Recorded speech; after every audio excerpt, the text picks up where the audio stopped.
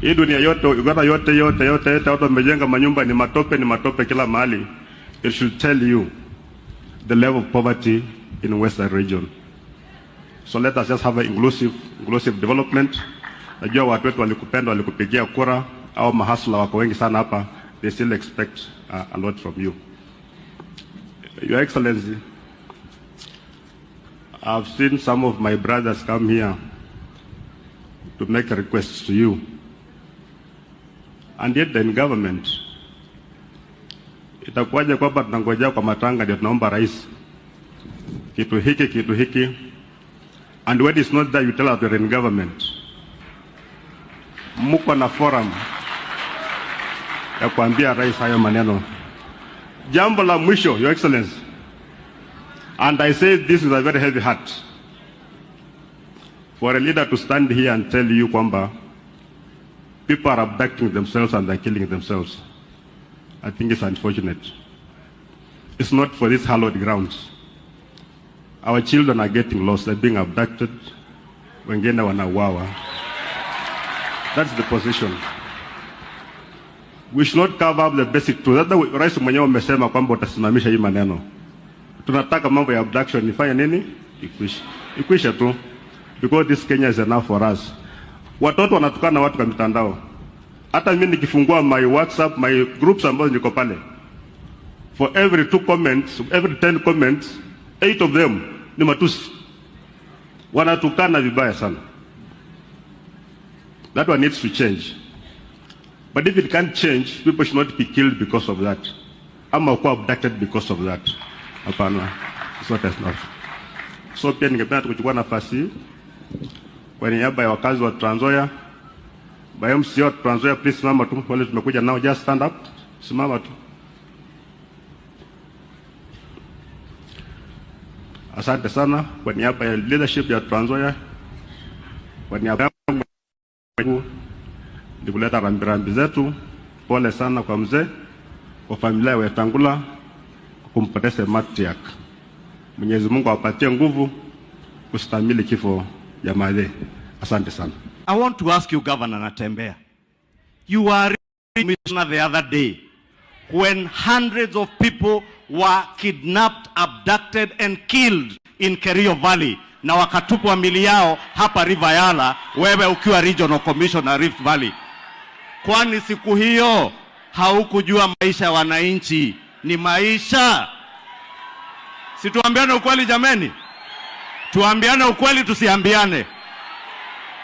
Sababu siasa mnazofanya, Governor Natembeya, nikwambie leo mchana dhahiri, siasa mnazofanya za kugawa watu kwa misingi ya ukabila, mambo hizo siasa zimekoma na hautafaulu nazo. Yule aliyekuwa kiongozi wako wa siasa za ukabila, aliyekuwa naibu wa rais, huyo ndiye mwenye kupanga mambo ya abductions ili awekelee huyu William Ruto. Tunawajua, tunawaona mchana, tutawatangaza mchana hadharani. Na usifikirie unaweza kutuuzia uoga hapa sisi. Wakati muliua watu mkaweka River Yala, you are the regional commissioner actions murdering Kenyans. Wewe mwenyewe, shame on you. Shame on you. Shame on you. And I say again, shame on you, Governor. You cannot claim abductions when you are the key abductor and murderer of Kenyans under the previous regime. Na mzee Atuli ananiambia alikupea pesa ukuwe governor. Wewe ndio ulifurusha watu Mau, ukiua mafamilia. Tunakujua, wachana na sisi bana. Kwa haya mengi, poleni sana. Munisamehe kidogo sababu saa ingine huko kwetu tunasemanga mshale ya usiku hurudishwa usiku. Ukileta siasa kwa hafla ya mazishi, tutakujibu hapa hapa. Kwenda katafute huyo mtu tulifurusha, mfanye siasa ya kugawa watu, siasa ya uchochezi, lakini mtafute nchi nyingine. Not this country. We are together as one people, one nation, under one flag, under one president, one speaker, and we are all united as the people of Kenya. We will not allow you to divide the people along ethnicity or incitement because you think ati wewe ni governor unakuja kujipiga governor kitu gani? Acha na sisi wewe. Akome asikome. Akome asikome. Wachochezi wakome wasikome. Wakome wasikome. Wamuache Ruto wasimuache. Na uheshimu huyu speaker wewe governor. Nimekuona mara mingi ati kila mazishi unaenda kutukana Wetangula. And you have no shame to even stand here and claim, oh, I have friends in this family. Fred is my friend. Tim Wanyonyi is my friend. If Tim Wanyonyi is your friend, Speaker Wetangula is a brother to Tim Wanyonyi. If Fred is your friend, Speaker Wetangula is a brother. Please respect people and we will respect you back. Kwa hayo mengi na kwa heshima kubwa, Speaker wa Senate, Speaker Kingi, karibu salimia wananchi.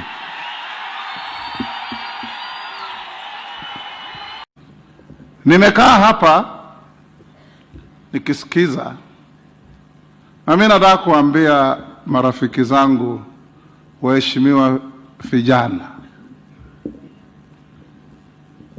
hata Biblia Yesu anasema mkono wako wa kushoto ukipeana wa kulia usijue. It is actually sacrilegious and a monstrous ignominy for somebody to stand here and claim that he was sending our father money for treatment.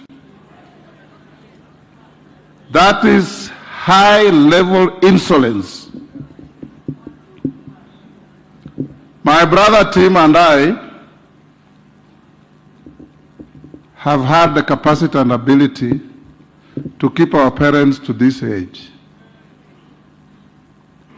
Nona papa kaba warumiraho papa chisilingi chelefu chibili kukule sukari bila kusaba ohemana no boli wawe changa papa chisena cha kumusilika. That is irretrievably arrogant, distasteful and unacceptable.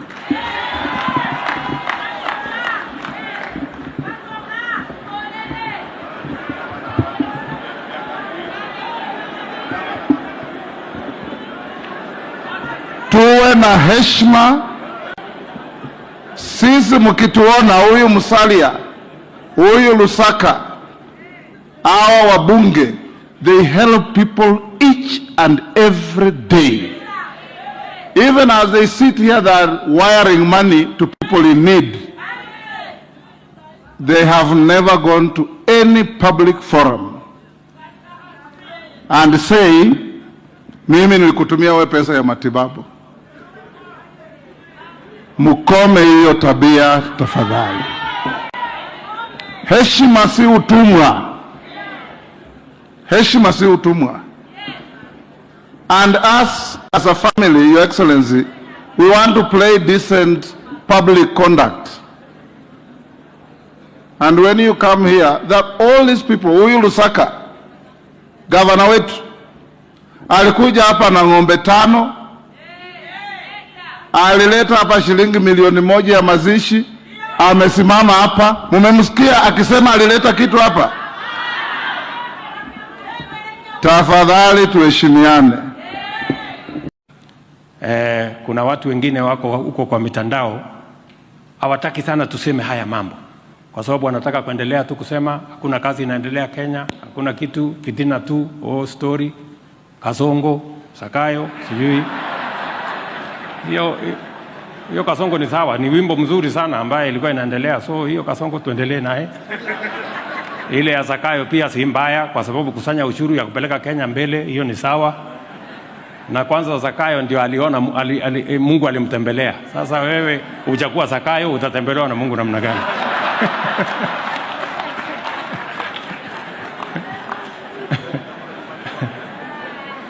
So ya muhimu jameni, ndugu zangu wa Kenya, is to work together, kushirikiana. Na ndio sababu tumekubaliana ya kwamba hakuna haja ya mirengo, kuna haja ya kugawana. Kuna watu wanakasirika sana ati kwa sababu Wakenya wamefanya kazi kwa pamoja, wanakosa mahali ya kupeleka fitina. Sasa wewe utaki Wakenya wafanye kazi pamoja, unagawanya watu kwa misingi ya kabila, unagawanya watu kwa chuki, unagawanya watu kwa mambo ambayo hayafai. Let us work together, tushirikiane. Hii taifa la Kenya likifaulu, litafaulu pamoja na sisi zote.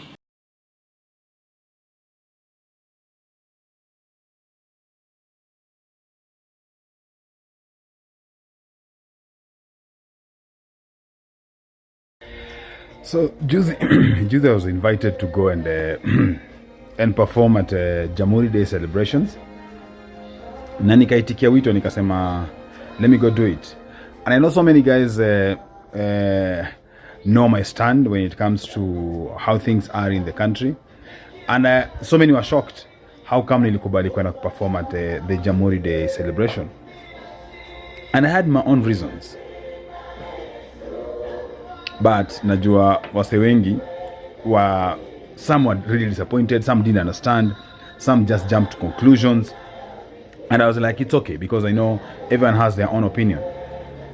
And the most weird thing that happened is before we just jumped on stage, the whole crew, I remember I started receiving some phone calls while I'm still on backstage.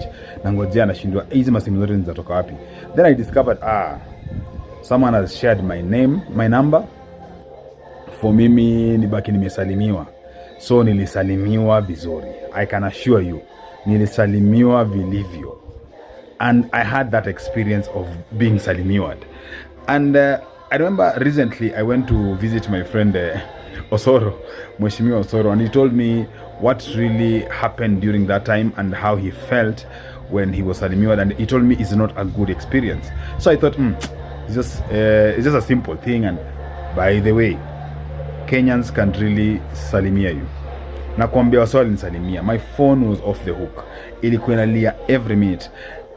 Like if there was any important call that was coming through, msange inipata, because guys were calling back to back to a level whereby there's no end between a phone call that imetoka sahi na ingine imeingia, because you couldn't even tell nani amepiga nani hajapiga. So I had to just leave my phone down. But after 1 hour, I was like, hey, this is just becoming too much.